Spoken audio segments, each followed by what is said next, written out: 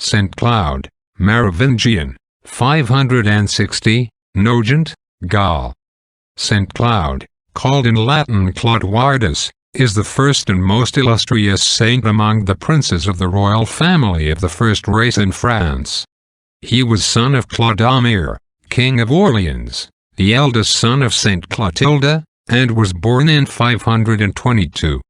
He was scarcely 3 years old when his father was killed in Burgundy in 524, but his grandmother, Clotilda, brought up him and his 2 brothers, Theobald and Gunther, at Paris, and loved them extremely. Their ambitious uncles, Childebert, king of Paris, and Clotaire, king of Soissons, divided the kingdom of Orleans between them, and stabbed with their own hands the 2 eldest of their nephews, Theobald and Gunther, the former being 10, the latter 7 years old. Cloud, by a special providence, was saved from the massacre, and cut off his hair with his own hands, by that ceremony renouncing the world, and devoting himself to the service of God in the monastic state. He had many fair opportunities of recovering his father's kingdom.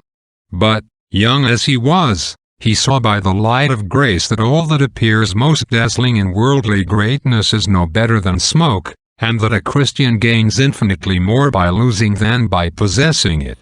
In the true estimation of things, he most emphatically deserves to be styled a king who is master of himself, and has learned the art of ruling those passions to which kings are often miserably enslaved.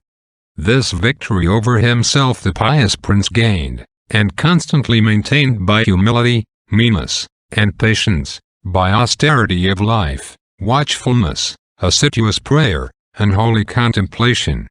By this means he enjoyed in a little cell a peace which was never interrupted by scenes of ambition or vanity, and he tasted in the service of God too solid a joy to think of exchanging it for the racking honors or bitter pleasures of a false world, or of converting the tranquility and real delight which he possessed into the dangers, confusion, and perplexity of a court.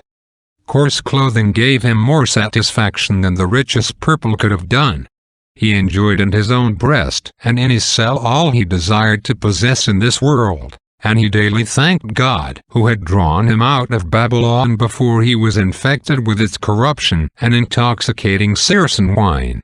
His contempt of all earthly things increased in proportion as he advanced in virtue and heavenly light. After some time he removed from his first abode to put himself under the discipline of Saint Severinus, a holy recluse who lived near Paris, from whose hands he received the monastic habit. Under this experienced master the fervent novice made great progress in Christian perfection, but the neighborhood of Paris being a trouble to him who desired nothing so much as to live unknown to the world, he withdrew secretly into Provence, where he passed several years, and wrought many miracles. Seeing he gained nothing by the remoteness of his solitude, after his hermitage was once made public by many resorting to him, he at length returned to Paris, and was received with the greatest joy imaginable. At the earnest request of the people he was ordained priest by Eusebius, Bishop of Paris, in 551, and served the church sometime in the functions of the sacred ministry. He afterwards retired to Nogent, on the Seine, now called St. Cloud, 2 leagues below Paris, where he built a monastery dependent on the Church of Paris. In this monastery he assembled many pious men, who fled out of the world for fear of losing their souls in it. St. Cloud was regarded by them as their superior, and he animated them to all virtue both by word and example. All his inheritance he bestowed on churches, or distributed among the poor. The village of Nogent he settled on the episcopal see of Paris, as is mentioned in the letters patent, by which this place was erected into a duchy and peerage in favor of the archbishop. St. Cloud was indefatigable in instructing and exhorting the people of the neighboring country, and piously ended his days at Nogent about the year 560. He is commemorated in the Roman Martyrology on the 7th of September, which seems to have been the day of his death.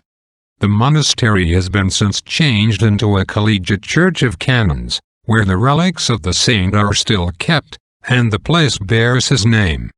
Amen. John Picus, Prince of Mirandula, who died in the year 1494, the 32nd of his age, a prodigy of wit and learning, and after his conversion from the love of applause and pleasure had lived a truly Christian philosopher, expressed himself on the happiness of holy retirement and contempt of the world as follows: "Many think it a man's greatest happiness in this life to enjoy dignity and power, and to live in the plenty and splendor of a court. But of these, you know, I have had a share, and I can assure you I could never find in my soul true satisfaction in anything but in retreat and contemplation. I am persuaded the Cassars, if they could speak from their sepulchres, would declare Picus more happy in his solitude than they were in the government of the world. And if the dead could return, they would have chosen the pangs of a second death rather than risk their salvation a second time in public stations. Amen. Benedicat vos omnipotens Deus, Pater, et Filius, et Spiritus Sanctus. Amen.